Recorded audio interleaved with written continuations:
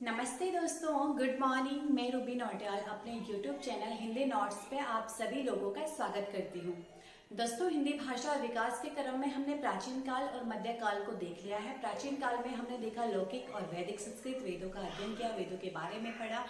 मध्यकाल में हमने पाली, प्राकृत और अपभ्रंश को दिया, क्योंकि सबसे पहले संस्कृत थी, संस्कृत से पाली, पाली से प्राकृत और प्राकृत से अपभ्रंश का विकास हुआ था, या अपभ्रंश का जन्म हुआ था। पाली में हमने देखा कि बौद्ध जो ग्रंथ हैं उनकी रचनाएं हुई, और प्राकृत में हमने देखा कि जो जैन ग्रंथ हैं उनकी रचनाएं हुई, और जो अपभ्रंश को देखा था, अपभ्रंश को हमने अलग अलग भागों में देखा था। सोरसेनी अपभ्रंश से हमने पश्चिमी हिंदी और राजस्थानी और गुजराती का जन्म हुआ, और उसके बाद हमने देखा पैशाची से पंजाबी। इस तरह से हमने कुछ अपभ्रंश और उनसे निकली हुई भाषाएं देखी। दोस्तों, आज हम उसी क्रम में जो सोरसेनी जो अपभ्रंश है उसी से निकली है पश्चिमी हिंदी, और पश्चिमी हिंदी से निकली है खड़ी बोली। जो खड़ी बोली आज राजभाषा के रूप में और मानक रूप में क्या है, प्रतिष्ठित है।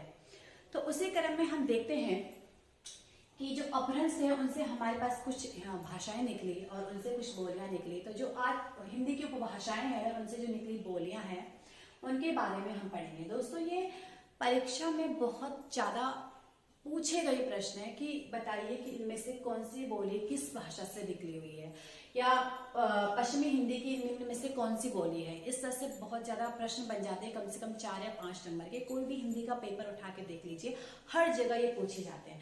तो आज हम इनको देखेंगे और इनको थोड़ा याद करते हुए चलेंगे, और थोड़ा सा हल्के से ट्रिक लगा के चलेंगे, और देखिए कि आज आपको ये पूरी तरह से याद हो जाएगा। ठीक है दोस्तों, हिंदी की उपभाषाएं तथा बोलियां हैं, और आधुनिक काल हमारा ये चल रहा है। इसके अंतर्गत देखेंगे उपभाषाएं और बोलियां। उपभाषाएं हैं ये 5 है, और पांचों यहाँ पे लिखी हुई और बोलियां हैं। बोलियां की संख्या वैसे तो 18 है, लेकिन इसमें एक नेपाली को ऐड करके 19 हो जाती है। ठीक है, पश्चिमी हिंदी से जो निकली है खड़ी बोली हरियाणवी, ब्रजभाषा, बुंदेली और कन्नौजी। ठीक है, पूर्वी हिंदी से अवधी, बघेली और छत्तीसगढ़ी। राजस्थानी हिंदी से मारवाड़ी, जयपुरी, मेवाती और मालवी। बिहारी हिंदी से भोजपुरी, मैथिली और मगही।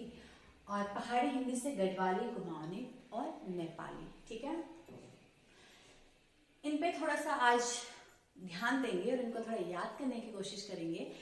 सबसे पहले तो हम देखेंगे कि पश्चिमी हिंदी। चलो, पश्चिमी हिंदी को नहीं, सबसे पहले देखते हैं राजस्थानी हिंदी को, क्योंकि राजस्थानी हिंदी राजस्थान के जितने भी जगह है उन्हीं से रिलेटेड है। मतलब मारवाड़ी ये भी वहीं पड़ता है, जयपुर वहीं पड़ता है। तो इस तरह से इनको याद करने या इन पर ट्रिक लगाने की जरूरत तो नहीं है।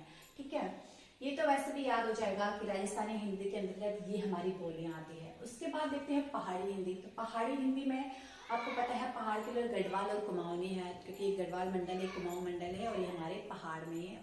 ठीक है, और इसमें नेपाली ऐड कर देंगे। उसके बाद हमारा राजस्थानी और पहाड़ी तो हो गया।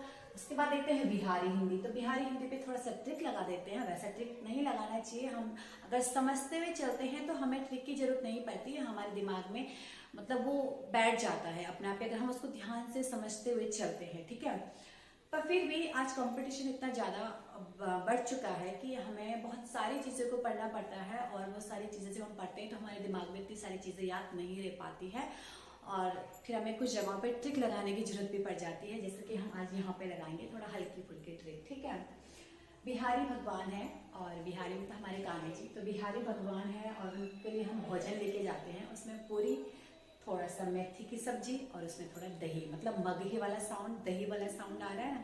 तो हल्की सी ट्रिक है, इसको आप थोड़ा सा सीरियस मत लीजिए, फनी तरीके से याद करोगे तो आपको याद हो जाएगा। ठीक है, बिहारी भगवान है, उनके लिए हम भोजन लेके गए, उसमें पूरी और उसमें मेथी की सब्जी और थोड़ा सा मगही, मतलब दही डाल दी। ठीक है, तो ये तो हमारा याद हो गया। राजस्थानी भी याद हो गया, बिहारी भी याद हो गया, और पहाड़ी भी याद हो गया। तो ये तो हिंदी है और उनकी बोलियां, ये तो हमें याद हो चुकी है।